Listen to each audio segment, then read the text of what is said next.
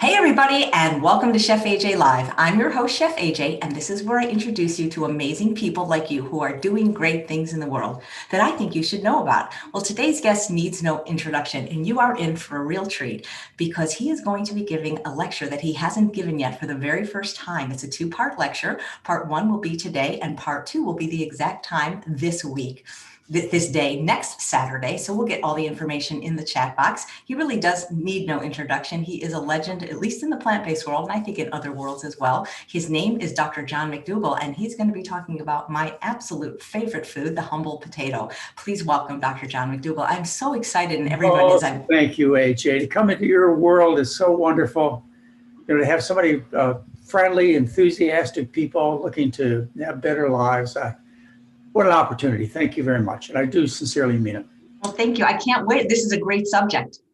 Well, I would like to be able to have some place that I can try out different material. And I can't think of a better place than your crowd. I mean, they would at least give me some good pointers as well as some sensible critiques of what I have to do.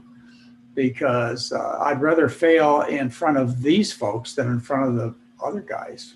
No. You are very much loved by this group. People are saying, I'm excited about this. Yeah. Zena's here. Oh, so wonderful to have Dr. McDougall here. So this is great. Well, I just kind of want to bring everybody up to date before I get started on this potato lecture is that, what I've been talking to you about for the last 9 months, unfortunately, has been true. I really didn't realize what it was going to be like in terms of this COVID-19 pandemic and panic that's going on. It's hard to really conceive of what you're going to feel like and how everything's going to be when the time actually happens. But I was talking about nine months ago or so that things were going to come to this particular stage where everything would be shut down and you'd be at a point where you didn't know where you caught infections because they were every place. And we're kind of at that point. We don't bother with contact tracing anymore because there's so many vectors for us to catch the virus. You basically have to stay in the house, which is what Mary and I are doing, by the way. We're putting great effort into staying in the house. But, it just comes down to the fact that you've got two tools in your toolbox, and that's it. I know you're waiting for the vaccine. And believe me, when the vaccine arrives, I'm going to take it if it's safe and effective. Yes, I am. I'm not going to throw the baby out with the wash water. But, between now and then, it's going to be a long time, many, many days, many months, and maybe even a few years before you get that vaccine in your arm. So, or an effective vaccine in your arm. So I would take advantage of the two tools that you have to stay alive and out of the hospital and, a lot of the complications that are associated with this very, very aggressive infection. And those are social distancing, what you have to do.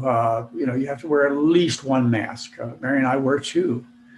You have to stay at least 6 feet. I think 6 feet is a joke.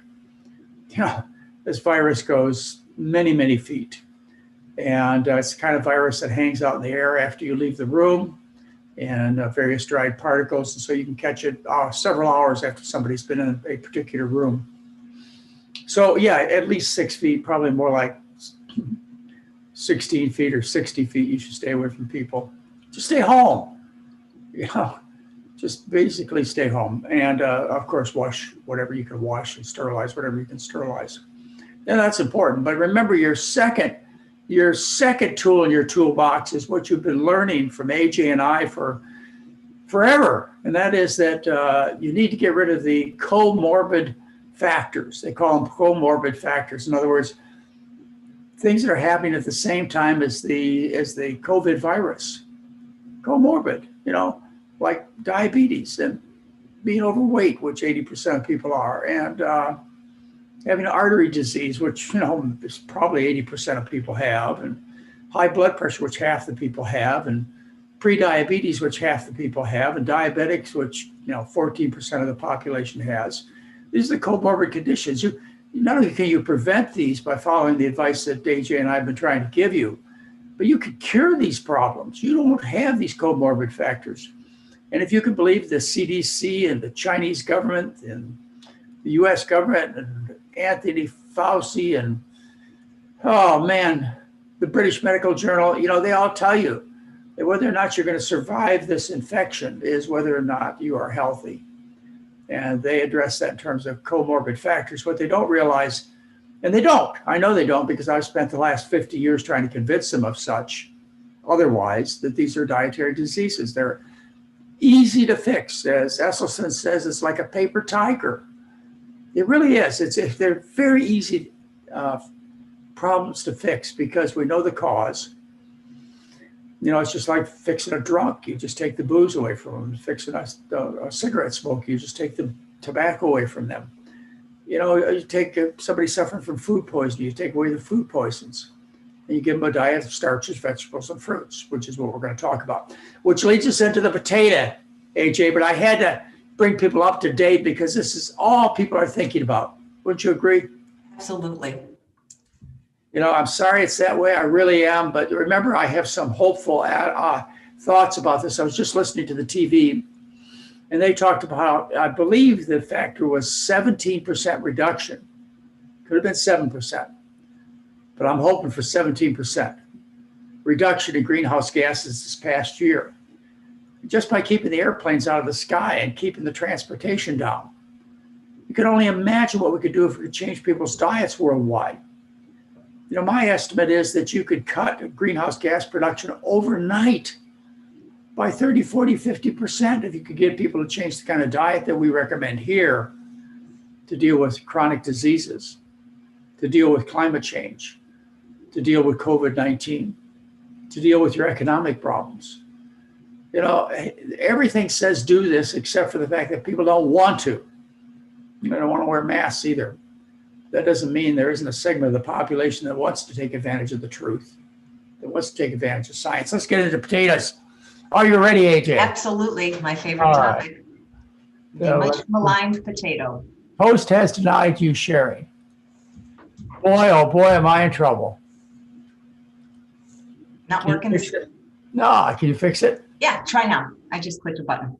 Oh, you're very excellent. Nothing like pushing a button, AJ. All right, so let's talk about potatoes, okay? Potatoes are an underground storage organ, okay? What you're going to learn about is that the purpose of the potato is to store energy for the potato plant. And it stores it as energy that we can utilize. And this potato has always been a staple. It's been one of the most important foods for human beings. It's in the nightshade family. If I had one food, AJ, just what you've heard me say this so many times, if I had one food to eat, it would be potatoes. And I'd eat large amounts, to say the least. Not only because I like potatoes, but they're so nutritionally complete and they're so kind to the environment. And you can make more food out of potatoes than any other crop that you could grow on any other piece of land. So I don't need a lot to stay alive and healthy. I do need food. I need calories. I need protein. I need vitamins. I need minerals. And potatoes will give me everything that I need except for B12, which we're not going to get into. So I need to have clean food, clean food. That's a starch-based diet with fruits and vegetables. I need to have clean water and air. I need to be moderately active, which means I need to walk around, maybe do a little swimming. Certainly, I don't need to go swimming with sharks anymore, but I will. Or I don't need to do any marathon running or triathlon running, which I never have, but some of my friends and colleagues have, and they've ended up in the hospital. Be careful about your exercise. You need adequate sunshine. I'm a very white-skinned person. I lived in Hawaii at a 22-degree latitude for many years. I should have been in Ireland at a 42-degree latitude. That wasn't the case, and I burnt myself terrible. I needed adequate sunshine, but not too much. I got too much. Those of you who are darker skinned, you need more sunshine. Anyway, sunshine is crucial for good health. You cannot substitute it with any pills. As a matter of fact, if you take vitamin D pills, you increase your risk of fractures and falls. Comfortable surroundings. Well, how do you do that? I happen to have the great fortune of living with a person who makes my life very comfortable, and that's Mary, as you well know. She also provides the companionship that we enjoy so much, and we have a nice place to live. We have, fortunately, enough food, enough heat, enough shelter to make life pretty darn comfortable. Hopefully it stays that way. I don't know that it will, but hopefully it does. Anyway, I'm a volume eater. And when you're a volume eater, you need to make sure that the food is right. Otherwise, you get into big trouble by having an enthusiastic taste bud. VegWorld did a whole section on me, which I think focuses on a term that you can use, which is you can call me Dr. Potato. Yeah, you could call me Dr. Potato. Dr. Krauss from University of San Francisco used to, I think he's from UCLA or one of the, anyway, University. Dr. Krauss, I wrote about him. You could call him Dr. Lard. I want to be called Dr. Potato. And this whole issue of VegWorld was dedicated to Dr. Potato. Well, I started writing about potatoes many years ago. My first newsletter on potatoes, titled Potatoes Are the Pillars of Worldwide Nutrition, I wrote over 18 years ago, in 2002. I've known this to be the most nutritious food, the food that not only could save people, but save our planet for a long time. I've been in fights with people who are anti-potatoes for years too. Back in the 1970s, I started fighting with Dr. Atkins, who vilified potatoes, along with his other low-carb colleagues. There are many of them out there, including Grain Brain and The Zone, and many, many different people recommend these low-carb diets. They're not healthy. I debated these folks in the year 2000 along with Dr. Ornish, and Dr. Atkins was there. And, the title in Newsweek magazine is, did Dr. McDougall really throw a park rind at Dr. Atkins' head? Well, I don't know. Maybe it was a potato chip. One or the other. I've been pro-potato and very much against the anti-potato people, which are the low-carb diet promoters, all these years. And the book, I think probably the most important book that I've written. Not because it had all the original information in it. The plan had that I wrote in the early 1980s. Nothing's much changed then, but I put it together in a much more readily understandable volume in the Starch Solution. And that was published in 2011. When I decided to call it the Starch Solution, I got a lot of feedback, and it wasn't positive. People said, don't do this. You're cutting your nose off to spite your face. Don't do this. Well, I said, it's so important people understand the value of starch that I'm going to take the risk. And it was a risk well taken because it's become a very popular book, a worldwide bestseller. People are not too frightened by the word starch, fortunately. Many people still remember the word starch was used to describe the foods that I enjoy. You see, words are really important. Back in the 1970s, the lobbyists from the livestock industry got us to stop using the word starch to identify potatoes, rice, corn, beans, peas, and lentils, and sweet potatoes. Instead, they convinced us that we should use a more scientific term called complex carbohydrates. Hey, what's a complex carbohydrate? Can you identify one on your plate? How about one in your garden? I bet you can't see one, but I bet you can see a starch, like a potato, like a sweet potato, corn. You can see starch, sure you can. And the same industry, when there's something negative said about their products, they don't identify them as meat, eggs, dairy. They call it saturated fat and cholesterol. So you don't have the words to identify how to eat properly because they've been taken away from you. I want to give them back to you. Starch, potatoes. Potatoes no longer should be maligned. You can read about potatoes. There are many potato books out there, and I had them all. I had a whole shelf of potato books that I would read to get the history of potatoes, to have experts write about the scientific value of potatoes. Potatoes are one of the most important foods we've ever had. Potatoes will grow almost any place. As a matter of fact, 1 acre of potatoes will feed 10 people for a year. Feeds more people than any other starch with less damage to the earth. 130 countries grow potatoes as one of their important crops. They'll grow in lowlands, highlands, wet areas, dry areas, cold areas, warm areas. Grows almost any place. The potato, an affordable food in diets of thousands of people everywhere, always has been. Should be too.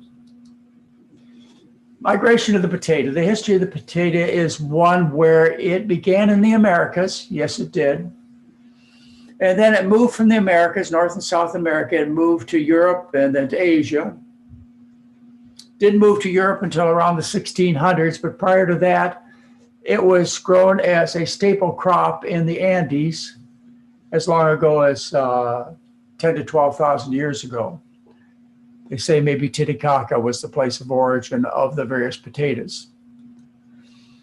In the United States, we have a kind of potato called the Four Corners potato, which is grown in an area where 4 states come together. And these 4 states are Utah, Colorado, Arizona, and New Mexico. And they were present in the Americas, the North Americas, for 10 to 11,000 years. Potatoes have been here forever. Probably one of the most famous things about the potatoes is when potatoes were no longer available in Europe. I told you in the 1600s, potatoes came from South America to Europe, became very popular in the 1700s and 1800s. They really became popular. In fact, potatoes ended famine in Europe, wherever they were introduced. The population of England and Wales doubled during a period of 50 years with the introduction of the potato. The Irish were able to double their population to 8 million people during a period of 60 years. The potato made a huge difference in Europe.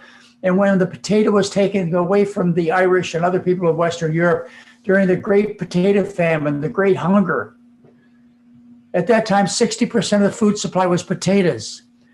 The first year, in 1845, half the crop died. Over the next 7 years, 3/4 of the crop died.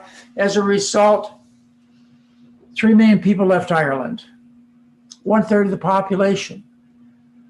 1 million died, primarily from infectious diseases related to starvation, and 2 million immigrated mainly to our country, to North America, to the United States of America. The Great Potato Famine, maybe I dwell on that a little bit because my heritage is Irish. And the reason there are so many Irish people who I know were discriminated against 100 years ago in the United States. Well, I'm proud of that particular origin. During World War II, we had great respect for the potato. We had all kinds of advertisements to the public to eat potatoes. They're good for you. They'll provide energy. They're good for the war movement. Yeah, potatoes always haven't been unpopular. They only became unpopular when the meat, dairy, egg, and fish industries decided to dominate, and they didn't want to fill up your stomach with anything but their products, certainly not potatoes. 2008 became the International Year of the Potato. The World Health Organization came out and said, look, potatoes are what's going to save the world. We can make more potatoes, more calories on a particular plot of land compared to wheat or rice or corn or anything. Potatoes are the most productive, require the least water, have the lowest carbon footprint of all the different foods. The International Year of the Potato was 2008. The potato could save your life, as it has AJ's and mine. And it could save planet Earth. I hope so. Let's talk a little bit about the nutritional aspects of potatoes as we end this conversation. The American diet is a diet based around livestock, dairy products, meat, etc. Meat and dairy comprise about 70% of the diet. Milk, of course, is the beverage. Fruits and vegetables, maybe 10%. Starch, probably 20%. The kind of diet I recommend to you has at least 70% of the calories as starches.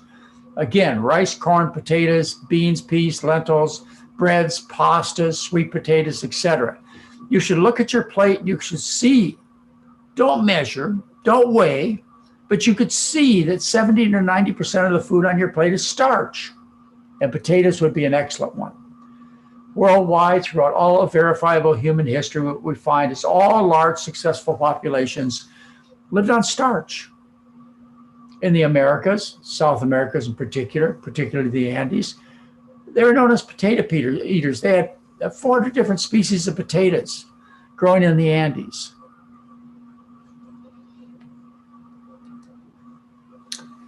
Potatoes are even sufficient as far as growing children, little babies, from 8 months to 35 months of age.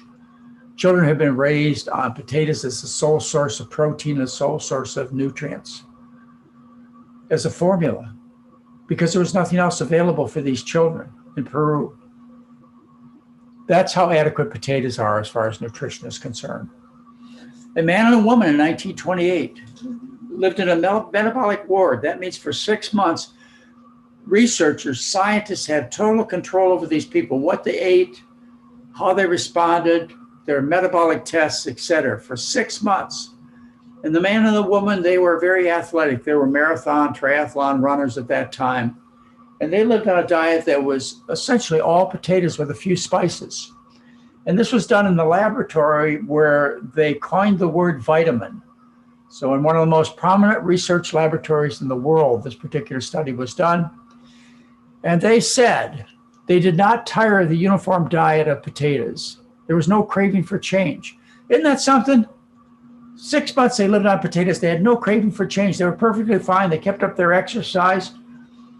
Even though they were both physically active, they were described as in good health on a diet in which the nitrogen protein was practically solely derived from potatoes. You can get this paper on the internet, by the way. You could download it. You can read it. It's a great piece of research. The director of the Washington State Potato Commission, he was a speaker at one of our advanced study weekends, and he came talk to us about going on an all potato diet. He ate 20 potatoes a day for 60 days, dropped 21 points, says stayed on the diet for 8 years, dropped his cholesterol tremendously, and still promotes an all potato diet, or at least he made it clear to the public who live on potatoes alone. Andrew Taylor, our good man from Australia, SpudFit is his website. I encourage you to get involved with SpudFit. Lived on potatoes alone, cured his depression, cured all of his aches and pains, and lost 117 pounds on an all potato diet.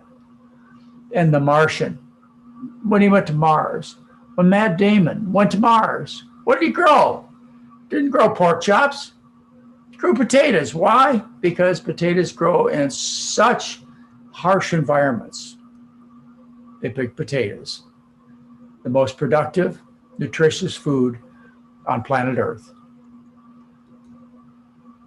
So we even have a special diet called Mary's Mini McDougall diet.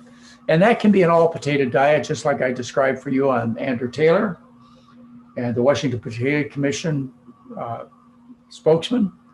You could go on an all potato McDougall diet if you like. It's called Mary's Mini Diet. And the focus of your diet could be potatoes, could be rice, could be corn, could be many different things. But many of you have tried this kind of diet. This is a diet. Although in tough times, as I told you, I would live on potatoes alone. Starch. Let's talk about starch a little bit. I'm going to repeat this next week because this is important for you to understand. Starch is made by plants. Starch is long chains of sugar, of simple sugar named glucose. Glucose is made by plants from carbon dioxide and water with the energy of sunshine. Goes together to form a molecule that contains carbons, hydrogens, and oxygens. That's it. That's glucose. It's made by plants. Only plants make glucose. No animal does. And then what the plant does, it uses some of that energy for its daily activities. And then what it does is it stores some of the energy for use for the next year, for when it has to regrow in the springtime, when it has to sprout or germinate. And what it does is it takes the amylose and the amylopectin that it stored as starch, and it utilizes this energy to make a new plant. Well, fortunately, people can also utilize that energy to make a plant. And it stores this energy that we take advantage of in above ground storage organs, which are grains and legumes. Grains like corn and wheat and rice, and legumes like beans, peas, and lentils. And below ground storage organs like potatoes, sweet potatoes, cassava, bulbs, corms, tubers, etc. That's what we take. That's starch. And when it comes to losing weight, starches are very good at losing weight. You see my famous stomach demonstration. Each of these stomachs contains 500 calories. You can see, first of all, that starch is very calorie dilute. Look and see how the butter and the cheese and the meat take up only a small amount of space. Therefore, they're not very filling. Whereas the rice, corn, and particularly potatoes are very filling because they're very calorie dilute. Comparing fats to potatoes, fats are 9 calories per gram. Potatoes are a half a calorie per gram. So that's the first principle. The second principle is the fat you eat is the fat you wear. Butter, margarine, salad dressings, 100% fat that you will wear. Cheese, 70% fat. Meat, 60, 80% fat. Rice, maybe 5%. Corn, 8%. Potatoes, 1% fat. There's no fat to wear. So it's ideal for weight loss. And then the last thought about these starches is that they're full of satisfying, appetite-satisfying carbohydrates. Not just the simple sugars that you get off of these foods, but the starches are satisfying to the hunger drive. There is no carbohydrate in oil or butter or margarine. Cheese, only 2% of the calories are carbohydrate. Meat, chicken, beef, pork, fish, eggs, no carbohydrate. It's carbohydrate that satisfies the hunger drive, and your starches are loaded with carbohydrate. Somewhere around 70%, 80% of the calories are carbohydrate that satisfy this hunger drive. There are tissues in the body that only live on carbohydrate. That should tell you how important starch is in our diet. That should tell you how ridiculous these no carbohydrate diets are. Our body won't live without carbohydrate. Red blood cells require carbohydrate. So does certain cells of the retina of the eye. The brain prefers to live on carbohydrate. Certain cells of the kidneys will only live on carbohydrate. If you don't eat the carbohydrate, which may happen when you starve or when you go on a low-carb diet, then your body will take protein from your muscles or from the food you eat and turn it into sugar through a process known as gluconeogenesis. That's how bad your body wants sugar. It'll make its own. Well, there's part one for you. I would be happy to answer questions. Oh, no, I just don't think I can wait 167 hours for part two. So Dr. McDougall, you mentioned in your books that protein and carbohydrate are 4 calories per gram, and alcohol 7 calories a gram, and fat's 9 calories a gram. But I've heard you say that potatoes are only 1 calorie a gram. How is that possible? Because how could they be fattening if they're 1 calorie a gram? Well, they're not. That's the problem. Or that's the dysfunction here, the disconnect, is people believe things that aren't true. People believe starches are fattening, even in the face of the fact that there, a whole history, a whole geography that says otherwise. Starch eaters, like, for example, 1 billion Asians before 1980, 2 billion Asians. 2 billion Asians before 1980 lived on starch-based diets. There were no fat people. There were no diabetics, except for the few folks that lived in very rich houses and ate the American diet. So people who are posting the diabetics can't eat white potatoes and that they have to be organic. So what do you say to these people? As Nathan Pritikin used to say, is what's taught by the American Diabetic Association, and obviously these people you're listening to right now, is a guarantee that all diabetics will remain diabetic for believing falsehoods like this. Whereas if they believe like you and I teach, AJ, they are cured of their type 2 diabetes 100% of the time. They're cured of their type 1.5 diabetes many times, and they're never cured of their type 1 diabetes. But they prevent serious complications of all 3 forms of diabetes. Type 2, type 1, come on in, Mary. Type 2, type 1, etc. Anyway, it's just silly stuff, and it results in people going blind, suffering from kidney disease. Terrible. I gotta go. Well, I just want to tell people Let's take this. I'll take this. How about that? How about right over here? And I'll just move this over. I can just try. It'll just be so tiny. Oh, that's all right. I can be tiny. Look how tiny. How about that? You can't sit there. yeah, you look. Good night, Sherry. You look great. All right, here. Okay. Well, I Here's wanted to flowers. tell people, if you don't mind, Dr. McDougall, about your next program, because, I think that when you experience something, it's easier to talk about it. And I got the privilege of being a presenter this last time. I did a Oh, cooking that's show. right. And Yeah. it's just, you guys, if you're struggling with, what are they calling it, the COVID-19 or weight gain, Dr. McDougall has another program coming up next month in January. And what I loved about it is you and Mary are there because they let me participate. I was a presenter, but I got to experience it, the community, the camaraderie. But it's like, what's better than having you guys for an hour every morning when you wake up? Well, we look forward to it too, AJ. It's fun for us. Yeah, we get up every morning between 8 and usually 9 o'clock. Mary and I have a chance to talk to the group. Very personal things too. We talk to them about their health issues and their hobbies and their friends and relatives and all their health problems, whatever they want to talk about. Whatever they want to ask us Yeah, about. I can't tell you how beneficial the telemarketing program has been, the telemedicine program. Dr. Lim likes doing it better. He enjoys seeing the patients much better over the internet than he ever did in person. People who lecture, Jeff Novick and Doug Lyle, thought they were going to have a hard time presenting lectures and getting the crowd enthused and involved. But boy, oh boy, they've had interactions with these people that they never believed possible. So, and it's so great. You get to do it from the comfort of your own home without having to travel. Well, I'm sure you enjoyed it too, right? I loved it. I attended almost every single lecture when I could. mean, you enjoyed giving your demonstration. Absolutely, because you could see the people. Yeah. And you could interact. So I love doing it. Yeah. People, I know you don't want to do this, Mary, but you wouldn't believe how many people was like, they want to see Mary do a cooking demo. People still want to see you back in the kitchen. She's been back in the kitchen almost every day. We had, what did we have? We had potato soup last night. Yeah, we had potato soup last night. Potato soup and bread. That was our dinner last night. And we've had bean burritos this week. And we're having beans again tonight. So you're not having potatoes again. Okay. And we're going to do something a little bit rich. We're going to go to our healthiest pizza place in town. Oh, yeah. And pick up a pizza and go over and have, we're going to have lunch with our children and grandchildren. Of course, we do it a little different than you would imagine.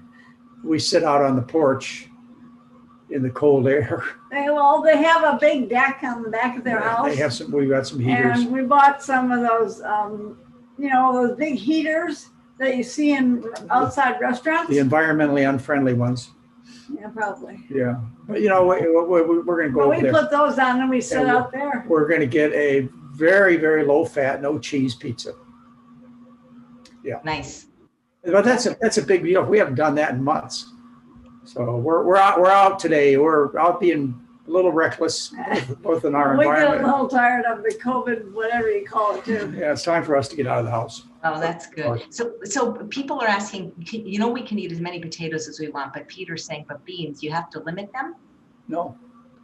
That was no. I mean, you should have asked the Irish whether or not they wanted to limit their potatoes, particularly in 1845. Beans. He's wondering if beans should be monitored more closely because they're higher in protein. Oh yeah, you should. I've always recommended a cup of cooked beans a day. Cup of cooked beans. That's the reason is because they are high in vegetable protein. Well, when we eat our beans, we eat them with a small amount of beans on and then rolled up with lettuce and tomatoes and onions and salsa. And so the bean part is not nearly a cup. And so it's easy that way. Nice. When I wrote the first book, the McDougall plan, I wrote the cookbooks, the health supporting diets 1 and 2. I put 4 categories of foods in. One was a honeybee related to sugar. The other was protein, and I think I put a pea pod in there. The other is salt, and the other was refined food, I believe. And these were extra cautions I put in because at that time, all I cared about was taking care of my patients. I didn't care whether they liked the food, didn't like the food. I just wanted to be able to take that person who had horribly failing heart, horribly failing kidneys, horribly failing weight loss program, whatever. I wanted to get them well. And so I realized that there would be some, extra special recommendations I was going to have to make. So I put those labels on the various recipes, meaning that people who have kidney disease, for example, osteoporosis, kidney stones, they need to be on a lower protein diet because protein is very detrimental to the bones, forming kidney stones, etc. So that's why I labeled beans, peas, and lentils with this protein designation. Because I'm still that way 50 years later. I'm still that way. I want to take care of my patients first. Unfortunately, you have Mary here and AJ here to make it food taste good. Otherwise, I'd have no followers at all. They go, heck, McDougall, all I can eat is potatoes and water. I would rather, no, they would say they'd rather die. Oh. The Irish didn't say that. I'll tell you that. Back in 1845, they didn't say that. So we have some questions. What kind of tortillas do you eat? And do you guys personally eat the overt fats? Well, I'm going to answer. Personally, you eat the what? Like, do you guys eat nuts, seeds, avocado, those kind of things? Oh, yes, we eat some. We don't eat very many nuts, but we do eat avocados and see what else? Some peanut sauce. Some peanut sauce. No, on a rare occasion. But we're really skinny. And people tell us that we need to gain a little weight. And so I don't feel bad about, using those things, but I wouldn't recommend them to people that want to lose weight. Oh. Right. Absolutely. What brand of tortillas do you use? People are asking, Mary. Well, we're here in Oregon, so it's a little bit different. I have, there's a local fairly natural food store here called New Seasons, and they have a big tortilla that's made from corn and wheat and basically nothing else, and so that's what we use. Nice. Have you ever heard of how, a lot of YouTubers do these what I eat in a day videos? People are asking if you guys would do one. Oh, no. How many? What do you eat in one day? They want you to make a video. It's a popular YouTube. It'd be so boring. It would be so boring. We have every morning. I make oatmeal. I do breakfast every morning. We have oatmeal and we have fruit with it every morning. How interesting can you make that? For lunch and dinner, we usually have leftovers for lunch. And for dinner, Mary makes a soup or bean burritos or a bean casserole or potatoes and corn and peas. And boy, we just don't eat that much different things. Well, and the other thing, AJ, is some of these people that do this are really talented at setting up their dinners and making it look really pretty. And we are really not photographers. And for us to make our meal plan look really interesting and beautiful, and that I want to show somebody, it wouldn't be worth it. And we talk about the simple eating, Mary. We got to remember that some people are put off by that. Remember, we ran into that problem. Yeah. For those of you who want to make this complex, Mary has 4,000 recipes done for you.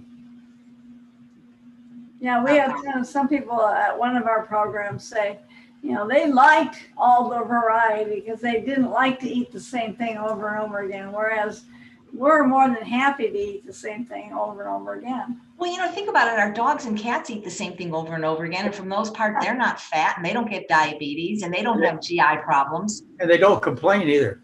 Yeah. There's a bowl in front of them. They're hungry. They eat. Maybe we should do that. Maybe we have a lot more success with our populations. And you remember how for years people insisted that the world was flat?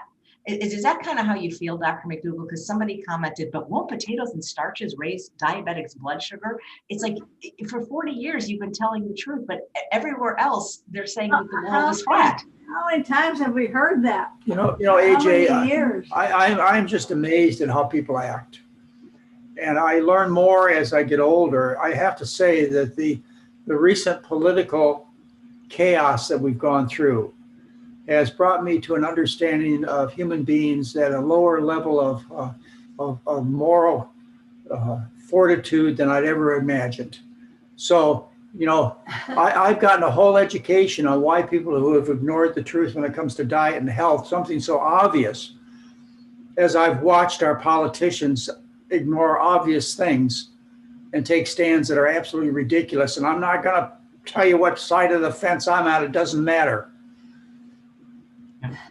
So triglycerides, Anne says if you have high triglycerides over 250, should you limit fresh fruit and not eat any dry fruit?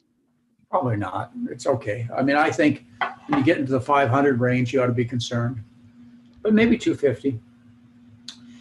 In time, the triglycerides come down, usually in about 4 months, and certainly after the excess weight loss occurs. Often the triglycerides will go up because you're losing fat from your body fat, and as a result, the fat appears in the blood. So I wouldn't give them a lot of thought. It'll come down. Mary, are you making anything special for Christmas dinner? No, actually, we are actually going over to our son's house again for Christmas dinner. So we will have, she makes this really great lasagna, basically from my recipe, which is in the, I don't know which book it's in, but it's in one of my books. It's a regular lasagna recipe made with tofu substitutes for the ricotta cheese and things like that. So she makes that, and she makes this Caesar salad with the Caesar salad dressing that's in my, it's online or in our cooking app or our food app. And the cookbook app would have 1,000 recipes for less than $5. Yeah. There's a mobile app, a cookbook app that people really rave about. It's called the McDougall cookbook app. So actually, we will, if it's not raining, we will have a Christmas picnic on the deck. In the snow. Oh my God, that's so something. Joyce says, are white potatoes bad for osteoporosis? No, they're good for osteoporosis. We're going to talk about the nightshades coming up here in the next lecture, part 2. I'm going to be talking about the arthritis theory and the nightshade things and so on. But no, I've not found any particular problem with potatoes and any kind of arthritis. Now, if you have an allergic reaction to potatoes, then you should stay away from them. But the idea that a particular class of plants called nightshades, which are green peppers, tomatoes, radishes, and potatoes.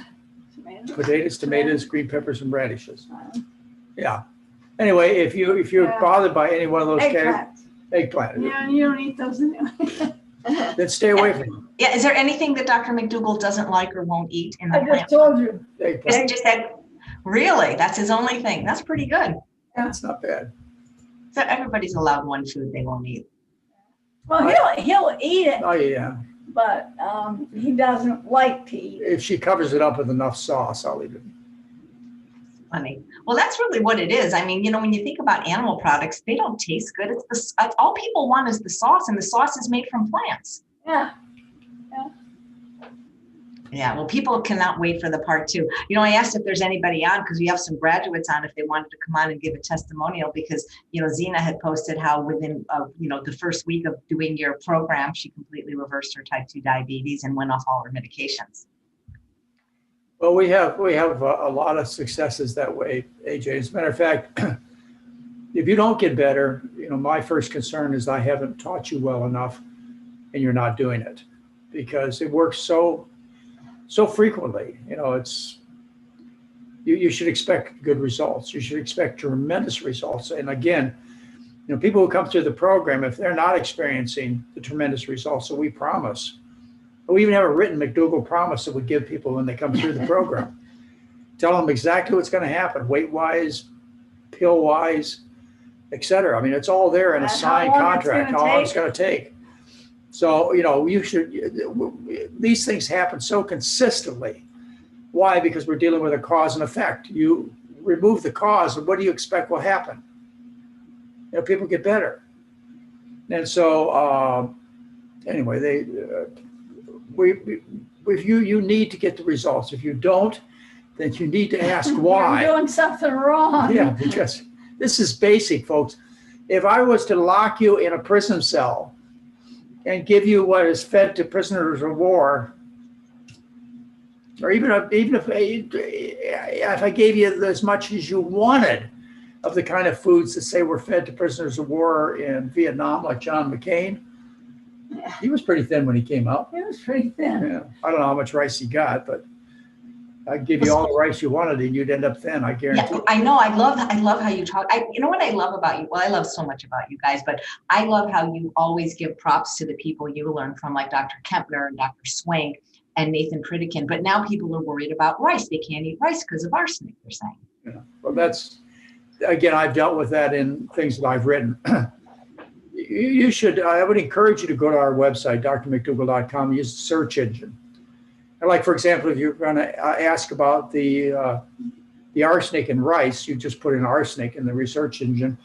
And it'll tell you a whole article I wrote about the Consumer's Report article on rice and arsenic. And what it'll tell you is that Consumer Reports actually did the year before an article on fruit juice, which showed it had more arsenic than the rice did.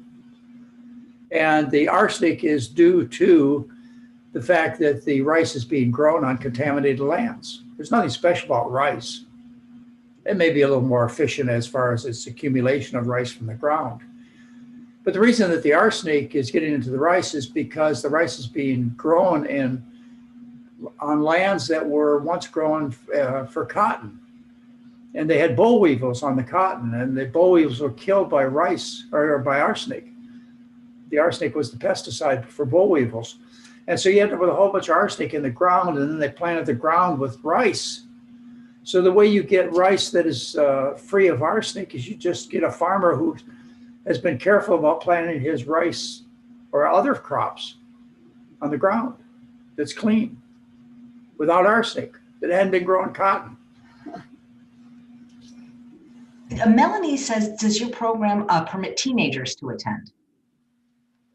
Absolutely. We have children as young as 8 years old. But yeah. Well, especially now that it's at home, because they don't have to sit in the classroom type situation and listen to the lectures. They can, they're at home, so they feel more comfortable. And they can watch the lectures later too. Yeah, they can watch part of the lecture at one time and part of the lecture at another time. That's the nice thing about running the program as a telemedicine, telehealth program, AJ, is that, you know, there's some people who have to work at certain hours and they don't catch the lectures, and they can go back and have the lectures whenever they want at their own free time. Don't you give a slight discount if it's two people in the same home doing the program, or if it's a repeater? We do. Huh? It's already so darn cheap. We're almost giving away. 2 or more people. I think they get it at half price. That's amazing. Well, Anita's watching live and says, I went to Dr. McDougall's program 13 years ago, lost 60 pounds, never looked back. I'm 79 years old and have no health problems and all the energy in the world. Results are typical, guys. Yeah. You know, these are really the kind of messages I love to get. So if you guys want to know how to make me happy, you know, I hear from somebody who said, I went to a lecture 40 years ago. I listened to what you had to say. My friends are either dead or in assisted living homes and in wheelchairs, and I'm just playing with the grandkids, having fun, driving my car. Everything's cool. You know, I really feel like we've done our job. To change you in 7 days or 10 days or 12 days, that's good. But, you know, that's really not, it's not up to my standards. My standards is a lifetime of cure. So yeah, I don't know if you know this, Dr. McDougall, but I had been vegan for 43 years. So about 25 years ago, I could never convince anybody to go vegan, especially the people I love, like my sister and my husband. And they went to one lecture of yours, and it was 2001 at Healthy Lifestyle Expo, and they went vegan the next meal. So you have really helped so many people. So here's a question about the program from Nancy. And I've been posting the link to register, by the way. Is the January program a medical program, or can I join if I want to get serious about improving my vegan diet and losing some weight? Sounds like it'd be a perfect fit. Well, it does all those things. You know, we cover lots of aspects. The thing is very few people don't need the medical part. You got to consider 80% of the population is overweight. Half the people have cholesterol levels that indicate they're going to die prematurely. And 1 in 7 women gets breast cancer. Most people are constipated or have some kind of bowel problem. So it's a rare person that comes through the program who really is in tip-top shape. But we do have these people. We have Olympic athletes and You know, we have people who've been on the program for many years and really don't need to learn the program. They need to have some fine points straightened out. They need to have some encouragement. They need, maybe there's a lot to learn, folks. I've been doing this for half a century. I never get tired of teaching it. I never get tired of learning. You know, you shouldn't be getting tired of it either. This is such an interesting, complex subject, the subject of diet therapy when it comes to, basically treating everybody on the planet. So you never get tired, but don't you ever get frustrated with your colleagues because they don't agree? I mean, when I say your colleagues, I don't mean your plant-based colleagues, but all, the regular doctors. I used to get very frustrated, but then I realized that it was all about the money, and that if I could figure out a way to make more money than they did, then I'd beat them when it comes to the message. I've not figured that out yet. We haven't figured that one out. Yeah, but if I could make $350,000 every time I talk somebody into my program, which is what heart surgeons do, then I would have a program that would win because everybody would want to get involved. Everybody would do it. We'd have 100,000 doctors worldwide that would want to learn about the McDougall program that you got $350,000 every time you talk somebody into taking it. Boy, that's what we should raise the price. We should raise. Right now we offer it for a little over, I don't know, but it's half of what it used to be. We don't even know what it costs, but it's way less than half of what it used to be. When the pandemic's over, how about another level where we can actually live with you for a week? Now, see, that would be the program I would go to. I would pay a lot for that program. I'm sorry, I missed that. What do you want to live with us for a week? You mean right here in Santa Rosa? Yeah, I think that would be amazing. That's it. Let's see. Debbie. AJ, we actually have a Hyatt hotel within spitting distance of us. Oh yeah, right across. So the street. we'd be glad to run a program right here, right next door. Debbie says, I went vegan when I heard Dr. McDougall on the Tom Lakis show back in the 80s. Yeah. So many people have been, that's the reason they went vegan is because of you. I said, probably so many you can't even count. It makes me feel good, AJ, and also makes me realize that what we teach is of great value. I've tried to take the attitude that I'm going to learn from my experiences, and that if something I did didn't work, I would change it. I would sell you guys supplements if you get better on them. I'd love to sell you supplements. I can make a ton of money, but you won't get better, so I won't say any supplements. And the same thing with any other commodity you can figure out. If you can figure out some way for me to make money off of it, and at the same time it improve your health greatly, I'll sell it. It's just that none of that crap works. They're cheating you. When it comes to most of the medicines that are doctor prescribed, almost all the supplements that are prescribed, they're cheating you. Most of the surgeries for chronic disease, they're cheating you. So, I can't get involved in that business, a business of lies. So. Yeah, well, there's really no money in potatoes. I mean, they're so darn cheap. You can get a 20-pound bag for like $1 at the 99-cent store. AJ, I can't tell you the number of colleagues that I have that have looked at our model and have wished that they could have done the same thing. I heard from the Pridikins at one time, who ran a very successful program, about what a great job we did setting up ours as a business model. And we did. We were able to make a living, a good living, by doing the right thing. That's the problem that most doctors have, or most dietitians, or most people. Well, AJ, for example, you have figured out a way to make it at least some financial gain for you. Otherwise, why would you keep doing it? You got to be able to make Mary and I have to make some money off this, but at least we make some money doing something that we can look at ourselves in the mirror the next day over. Right. Did you ever meet Dr. Kempner? I didn't meet Dr. Kempner. Dr. Kempner was kind of interesting. He would not allow his picture to be taken. And, there are only a couple of still pictures of him. And I wanted my TV crew to go down and film him like we did with so many other people, and he wouldn't allow it. So that's just the way. Who was the picture of the older gentleman that you had, and he let somebody take a picture of him holding your book? Oh, that was William Rose. Oh, okay. William Rose, the guy who invented all the protein things. Okay, he was from Chicago, William Rose did all the basic research on protein and amino acids. Very famous. I mean, if you were in the nutrition field, you know, William Rose would be one of the people you would die for. But what Mary's mentioned is one of my followers took William Rose, one of my books, and the plan. And he was about 95 years old, and he looked through the book, and he says, well, this just proves that you can live on almost anything. I think he said I have one of these on my shelf. Well, that was Kempner. Well, that was Kempner. That was Kempner too, but William Rose too. Anyway. Well, then you can tell that story. Okay, well, what Kempner said is one of my patients came in to see Kempner. He went to the rice program too. And they started talking, and I don't know how I got around to the conversation, but the patient said that Walter Kempner said to the patient, come on in, I want to show you a book that this doctor wrote about me, and he showed the medicine book that I wrote, McDougall's Medicine. Look at this page right here. This doctor said these really nice things about me, and I guess no other doctor ever did. But anyway, I made him happy. He knew who I was, but I never had a chance to meet him. Wow. So speaking of potatoes, do you guys have a favorite type of potato or sweet potato, or a favorite preparation method of said potato? Well, we like Yukon Gold potatoes the best for mashing, because they're sort of creamy and they mash really well. And those I just do in my pressure cooker until they're done. And John's my masher. Yeah. He mashes all the potatoes, and then I make gravy and stuff. I'm a really good kitchen helper. He is. He's a great kitchen helper. I don't initiate anything on my own, but except for if I maybe a give him Dr. McDougall instructions. soup.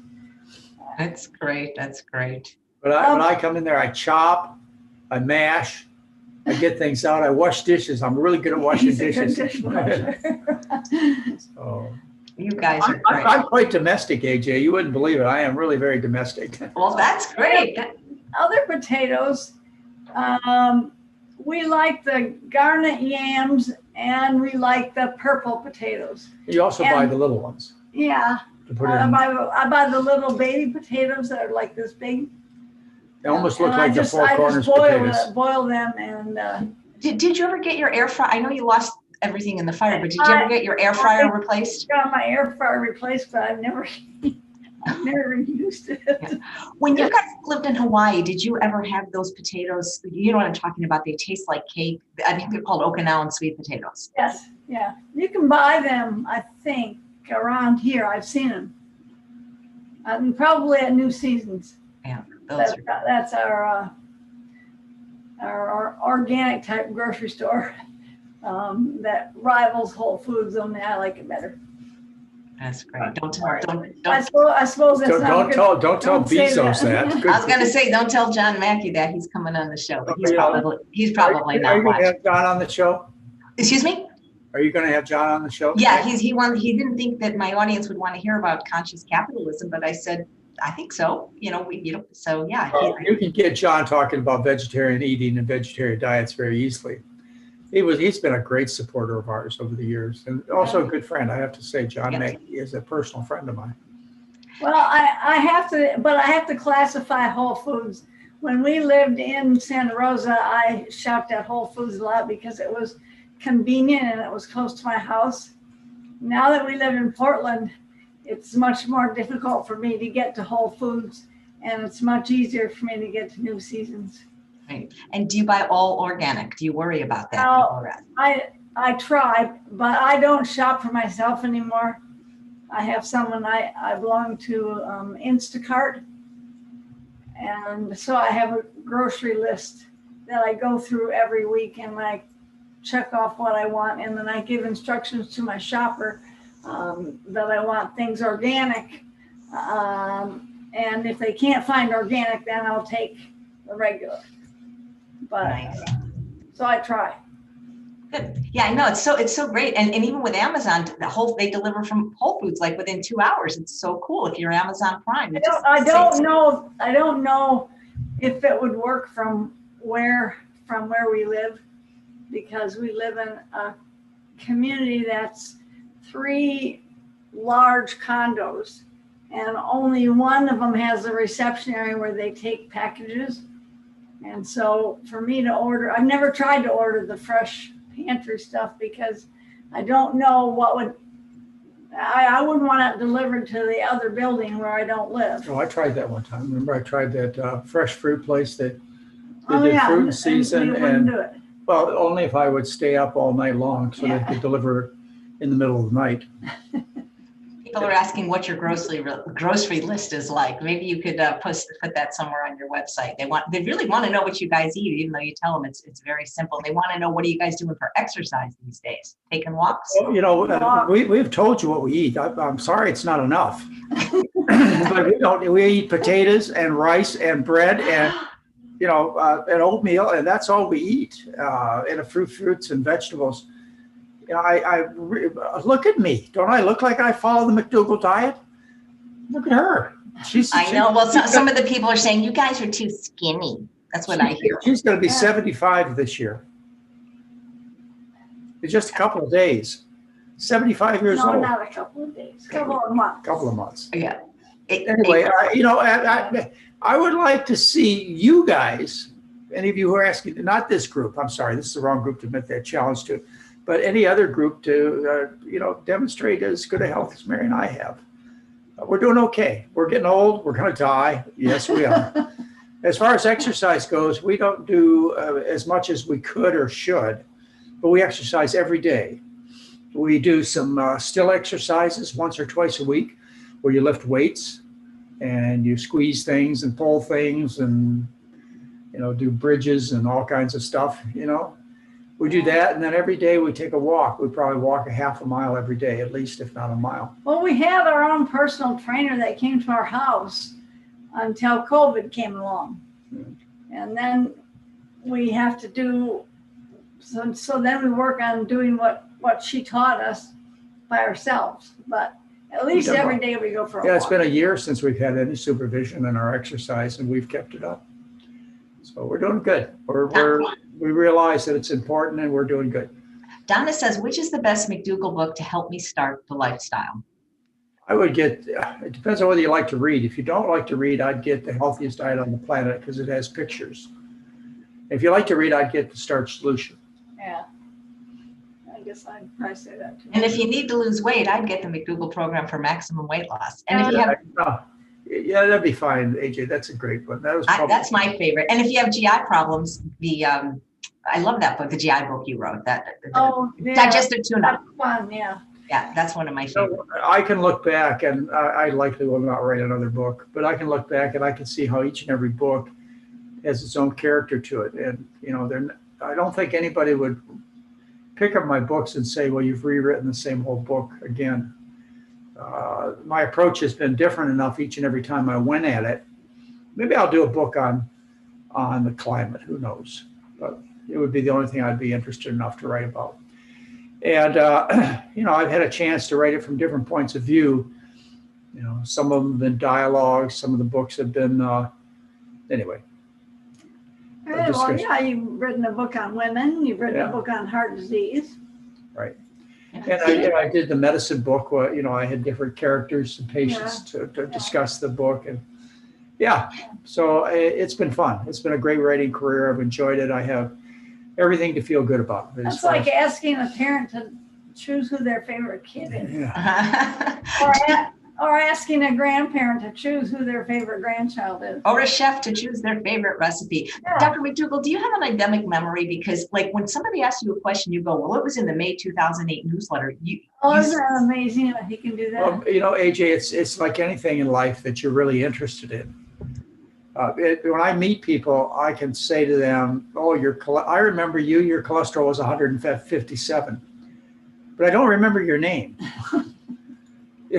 So when I meet people, one of the things that I could always remember about them was their health problems.